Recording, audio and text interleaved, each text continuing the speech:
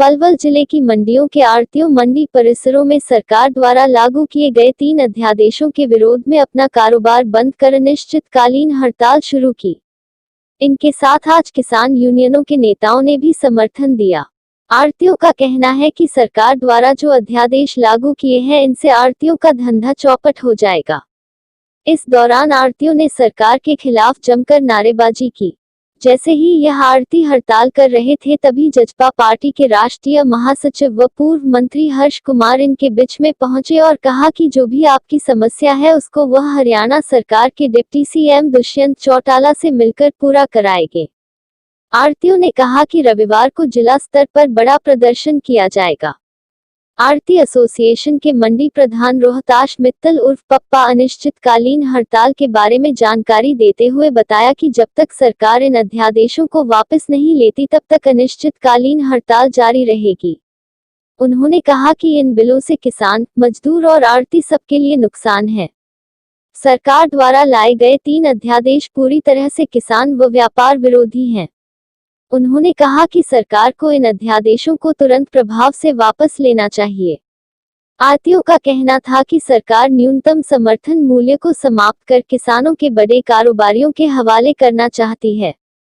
सरकार अगर इस अध्यादेश को लागू करती है तो इससे किसान और व्यापारी दोनों का ही नुकसान होगा।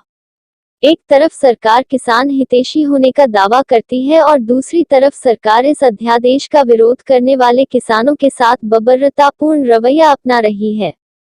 आढ़तियों ने कहा कि अध्यादेश लागू होने के बाद किसान और व्यापारी का आपस में विश्वास खत्म हो जाएगा। उन्होंने कहा कि 25 मार्च से लॉकडाउन के कारण गेहूं के सीजन में आढ़तियों के साथ किसानों को भी अपनी फसल बेचने में भारी दिक्कतों का सामना करना पड़ा।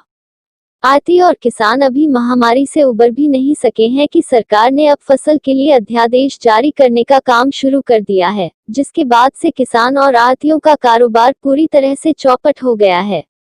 सरकार का उक्त अध्यादेश पूरी तरह से व्यापारी और किसान विरोधी है। अनाज मंडी मन हड़ताल के कारण मजदूरों के समक्ष भी रोजी रोटी की समस्या पैदा हो गई है। सरकार इस अध्यादेश से व्यापारी वर्ग को पूरी तरह बर्बाद करने पर तुली हुई है। आढ़तियों ने इस अध्यादेश को तुरंत प्रभाव से वापस लेने की मांग की है। आढ़तियों का कहना था कि जब तक सरकार उक्त अध्यादेश को वापस नहीं लेगी तब तक व्यापारियों की हड़ताल जारी रहेगी। उन्होंने कहा कि रविवार को जिले के सभी आढ़ती किसानों के साथ मिलकर बड़ा आंदोलन करेगी और सरकार को इन अध्यादेशों को वापस लेने के लिए मजबूर कर देगी।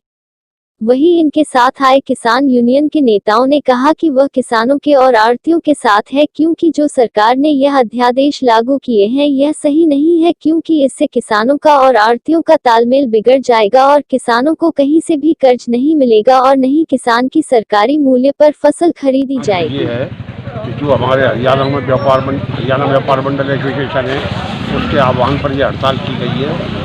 एक तो हरियाणा सरकार ने हमसे लस्टर लॉस के 15 रुपये क्विंटल काटे हैं, वो हमें वापस मिलने चाहिए। दूसरा, हमने तीसरे दिन पेमेंट कर दिया, उसका ब्याज काटा है हमसे, वो हमारा वापस होना चाहिए। और जो ये मंडियों को ख़त्म कर रहे हैं, ये मंडियाँ ख़त्म नहीं होनी चाहिए। जैसा टैक्स मंडी में लगता है ऐसे ही बाहर लगना चाहिए। ये जो मंडी जैसे पहले से चलती आई है वैसे चलनी चाहिए। तो बस अभी केंद्र की सरकार जून के फर्स्ट वीक के अंदर 3 अध्यादेश लेकर आए।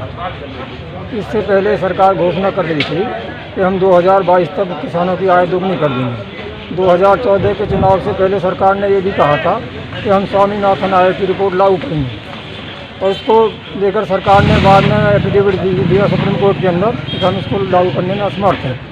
अब मौजूदा जो 3 अध्यादेश लाई है सरकार, हमारा ऐसा मानना है कि ये इस देश की जो जनता है, गरीब जनता है, उसके विरोध में है। किसान के, मजदूर के, आढ़ती के, छोटे व्यापारी के विरोध में है। जैसे इससे मंडी व्यवस्था खत्म हो जाएगी, एमएसपी खत्म हो जाएगा, कालाबाजारी बढ़ेगी। जो आवश्यक वस्तु अधिनियम खत्म किया है वो 1955 का कानून था। लस्टर लॉस माल सरकार की एजेंसियों ने खरीद लिया, ठीक है, और उसको फिर वो आगे बेचते हैं।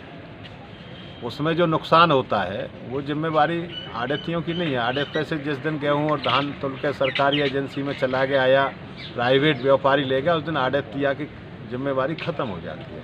किसान को पूरी पेमेंट करती है। और इन्होंने किसान को पेमेंट कर दी। अब उस लस्टर लॉ से किसानों पैसे तो लेने से रहे,